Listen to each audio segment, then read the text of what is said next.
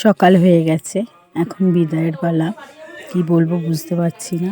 এই সময়টা তো সবার জন্যই, প্রত্যেকটা মেয়ের জন্যই ভীষণ কষ্টের। তো যাই হোক, বোন বললো ওর সঙ্গে আর কি আমাকে যেতে ওর শ্বশুরবাড়িতে, কারণ বেশিরভাগ তো দিদারাই যায়, কিন্তু দিদা একটু অসুস্থ। ওর জন্য আমাকে বললো তুই একটু সঙ্গে করে চ। আমি আর না করিনি, কারণ একটু তো সাপোর্ট পাবে ওর জন্য। কাকাও ভীষণ কাঁদছিল। আমি এই একটা সময় বাবাদেরকে কাঁদতে দেখি, নইলে তো আমরা সাধারণত দেখি আমাদের বাবারা কাঁদে না। আমার বিয়ের সময় আমার বাবাও কেঁদেছিল, আর কাকাও দেখছি কাঁদছে।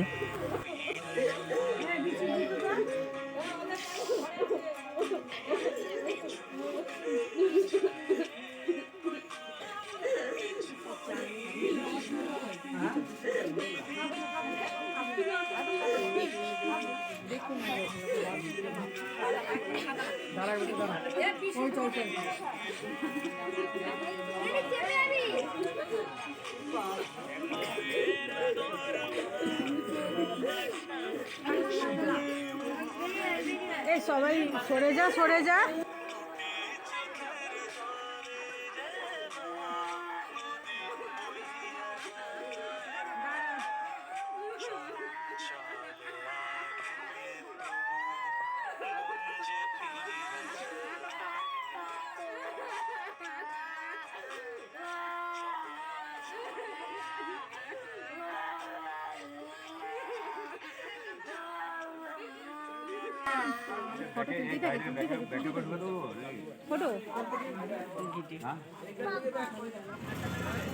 আমরা গাড়ি করেই যাচ্ছিলাম, তো আমার বোনের আর কি বন্ধুরা একটু অন্যরকম ব্যবস্থা করেছে, বলছে বাইকে করে নিয়ে যাবি বউকে।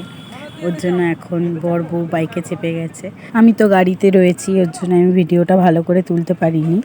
তো ওদের যখন এই ভিডিওটা আসবে আমি বলেছি যে আমাকে দিয়ে দিতে, আমি আপনাদের সঙ্গে তখন অবশ্যই শেয়ার করার চেষ্টা করব। বোনের খুব কাছেই বিয়ে হয়েছে, দেখাশোনা করেই হয়েছে, কিন্তু কাছেই হয়েছে। তো আমরা কিছুক্ষণের মধ্যেই পৌঁছে গেছি, আর এই যে এভাবে ওদেরকে কোলে তুলে নিয়ে আসা হচ্ছে।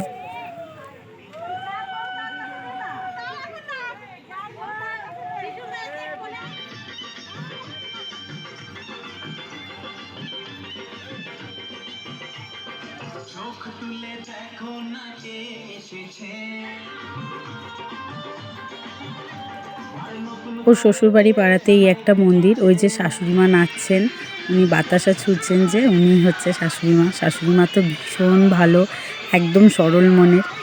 আর এই যে ওরা এখন প্রণাম করে তারপর বেরোলো, এবার বাড়ির দিকে রওনা হবে। এই যে বাতাসা দিচ্ছে বাচ্চাটার হাতে, উনি হচ্ছে শাশুড়িমা।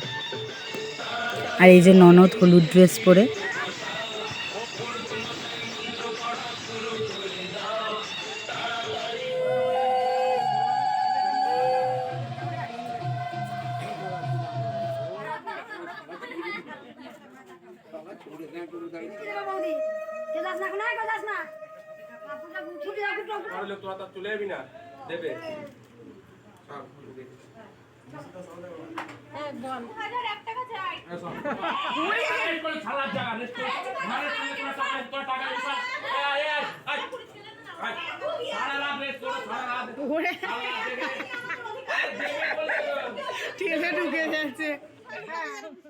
সারা রাত জেগে আমরা সবাই একটুখানি আগে একটু খেয়ে দিয়ে রেস্ট নিয়ে নিয়েছিলাম, 2 ঘন্টা ঘুমিয়ে নিয়েছিলাম। তারপর এখন এখানে হচ্ছে আংটি খেলা, আর ওই কড়ি খেলাও হচ্ছে।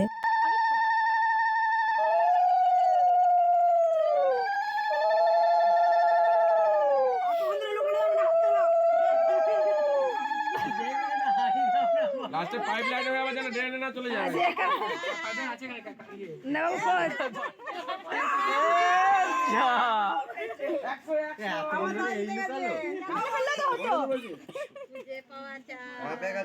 এত তাড়াতাড়ি লুকিয়ে ওঠালে তো পাবেই। অনেক খুলে গেছে। এই তো, হ্যাঁ তুমি লুকিয়ে গেছে। এবার তো লুকাও।